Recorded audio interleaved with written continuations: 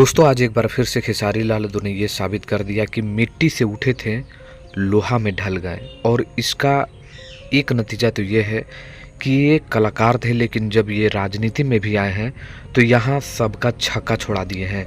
अभी अभी एक वीडियो ये डाले हैं और मैं आप लोगों को बार बार कह रहा हूँ, हालांकि मैं वीडियो नहीं बना रहा हूँ क्योंकि आप लोग लगातार ये कमेंट कर रहे हैं कि भैया आप वीडियो क्यों नहीं बना रहे हैं, क्योंकि एग्जिट पोल में खेसारी लाल यादव को हरा दिया गया है। तो भाई मैं आप लोगों को बता दूं कि कई वोटिंग का जो एग्जिट पोल आया हुआ है उस पर मैं बात नहीं करता, क्योंकि कहीं पर आप खेसारी लाल यादव को जीतते हुए दिखाई दे रहे हैं और कहीं पर खेसारी लाल यादव को हारते हुए दिखाई दे रहे हैं एग्जिट पोल में। और आपको ये देखने को इसलिए मिल रहा है क्योंकि ये कुछ लोगों को पूछकर और बनाया गया एग्जिट पोल है, क्योंकि जिस समय एग्जिट पोल आ रहा था उस समय भी बिहार में चुनाव चल रहा था। जो लोग, आपको बता दें कि जो लोग परिसर में आ जाते हैं उसको वोटिंग होते रहता है, क्यों ना वो देरी भी हो जाए फिर भी वोटिंग होते रहता है।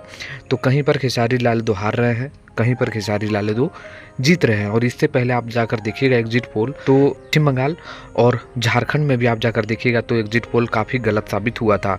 तो इस बार भी गलत साबित होगा, इसको कोई नहीं नकारा जा सकता है। लेकिन एक बात आप लोगों को बता दें कि खेसारी लाल यादव जीत रहे हैं और पूरी तरह से जीत रहे हैं, इसको कोई भी नकार नहीं सकता।